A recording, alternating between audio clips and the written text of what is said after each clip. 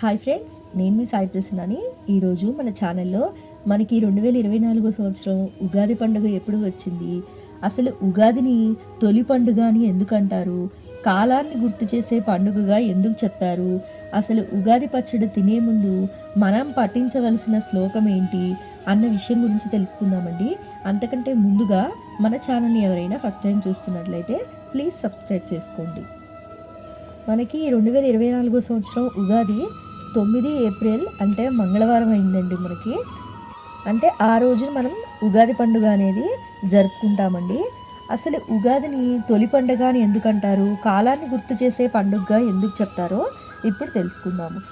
కాలం ఒక ప్రవాహం, అది నిరంతరం సాగుతూనే ఉంటుంది. దాన్ని ఆపడం, దానికి ఎదురెళ్ళటం ఎవరి తరము కాదు. అయితే మనిషి తన అవసరాలకు అనుకూలంగా కాలాన్ని విభజించుకున్నాడు.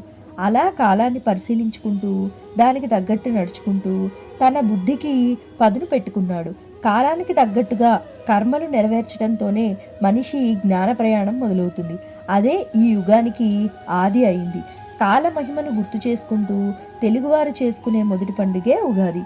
అనాదిగా వస్తున్న ఈ ఉగాది యుగాది అన్న సంస్కృత పదం నుంచి పుట్టింది. మన వేదాలకు మంత్ర సృష్టి జరిగిన రోజు, సూర్యుడు మేషరాశిలో ప్రవేశించే రోజు, కాలం వసంతంలోకి అడుగుపెట్టిన రోజునే ఉగాది పండుగగా, కొత్త సంవత్సరాదిగా తెలుగు వాళ్ళు జరుపుకుంటున్నారు. మన సంప్రదాయంలో ఏ పండుగను చూసినా అది ప్రకృతితో ముడిపడి ఉంటుంది. అందులోనూ ఉగాది అయితే దాన్ని ఏ కోణంలో చూసినా ప్రకృతి ఆధారంగానే కనిపిస్తుంది. వసంత ఋతువు వచ్చిందని తెలియజేసే పండుగ పచ్చడి ఒక ఔషధం. ఉగాది నాటికి చుట్టుపక్కల ఏ చెట్టును చూసినా లేత ఆకులతో పచ్చగా కనువిందు చేస్తుంటుంది. ఆ సంతోషం కోయిల పాటల్లో, నెమలి నాట్యాల్లో కనిపిస్తూ ఉంటుంది. వసంతుడి ఆటల్ని చూసి మనసు పరవశించిపోకుండా ఉండగలదా? అసలు ఉగాది వెనుక ఉన్న కథ ఏంటో తెలుసుకుందాము. ఉగాది పండుగ వెనుక ఉన్న కథనాన్ని ఒక్కొక్కరు ఒక్కో విధంగా చెప్తారు. ఉగాది అంటే ఉగా అంటే నక్షత్ర గమనం, జన్మ అంటే ఆయుష్ అని అర్థాలు ఉన్నాయి. వీటికి అది ఉగాది అంటే ఈ ప్రపంచంలో పుట్టిన ప్రతి జీవి ఆయుష్కు మొదటి రోజునే ఉగాదిగా మారిందంటారు. చైత్ర శుద్ధ పాడ్యమి నాడే కలియుగం మొదలైంది. త్రేతాయుగంలో ఉగాది రోజే శ్రీరాముడికి పట్టాభిషేకం జరిగిందని మరో కథనం. ఈ రోజే శ్రీ మహావిష్ణువు మత్స్యావతారంలో సోమకాసురుణ్ణి సంహరించి వేదాలను బ్రహ్మకు అప్పగించాడని పురాణాల్లో ఉంది. బ్రహ్మదేవుడు సృష్టిని మొదలుపెట్టిన రోజే ఉగాది అని అంటారు. మొదటి తెలుగు చక్రవర్తి శాలివాహనుడు ఉగాది రోజునే సింహాసనాన్ని అధిష్ఠించాడనేది కూడా ప్రచారంలో ఉంది.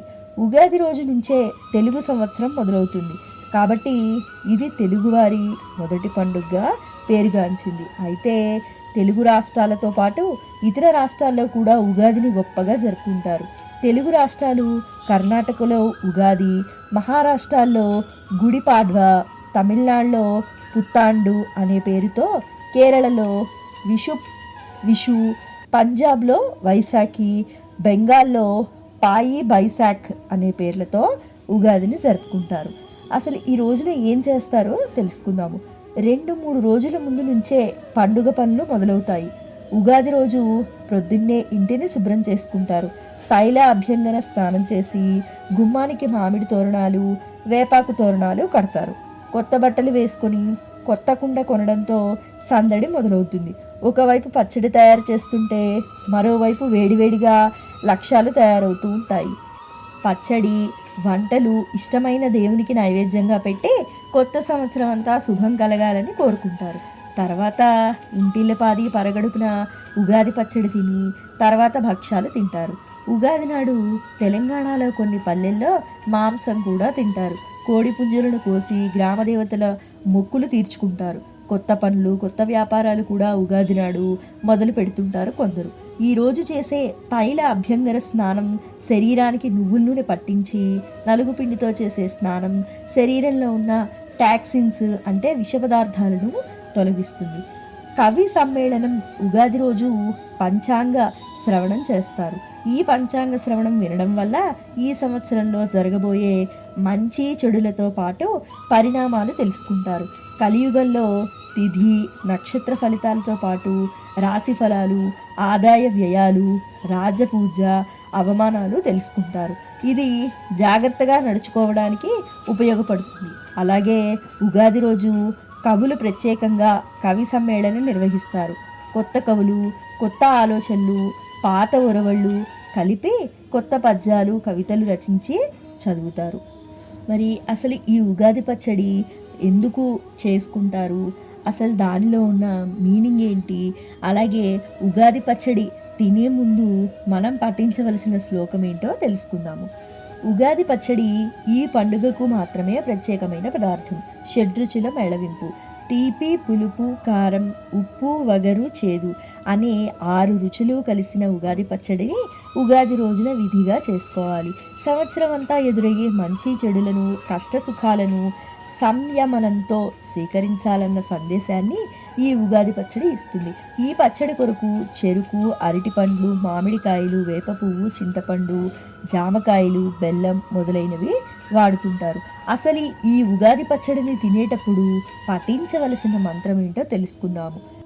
త్వామష్ట శోక నరాభీష్ట మధుమాస సముద్భవ నిబామి శోక సంతప్తాం మమ శోకం సదా కురు అనే మంత్రం పఠించి ఈ పచ్చడిని ఉగాది రోజున మొదలుపెట్టి శ్రీరామనవమి వరకు ప్రతిరోజు తీసుకుంటే మంచిదని శాస్త్రాలు చెప్తున్నాయి. దీన్ని తీసుకోవడం మూలంగా ఋతువుల్లో మార్పు కారణంగా ఆరోగ్య సమస్యలు ఏవి రాకుండా ఉంటాయి. సో విన్నారు కదండి, మనకి 2024 సంవత్సరం ఉగాది పండుగ ఎప్పుడు వచ్చింది, అసలు ఉగాది పచ్చడి తినేటప్పుడు మనం పఠించవలసిన శ్లోకం ఏంటి, అసలు ఉగాది పచ్చడిని ఎందుకు తీసుకుంటాం మనం, అలాగే ఉగాదిని తొలి పండుగ అని ఎందుకంటారు, కాలాన్ని గుర్తు చేసే పండుగ ఎందుకు చెప్తారు అన్న విషయం గురించి తెలుసుకున్నాం కదండి. నా వీడియో మీకు నచ్చినట్లయితే లైక్ చేయండి, షేర్ చేయండి. కొత్త వాళ్ళు మన ఛానల్ చూస్తున్నట్లయితే సబ్స్క్రైబ్ చేసుకోండి. Thanks for watching.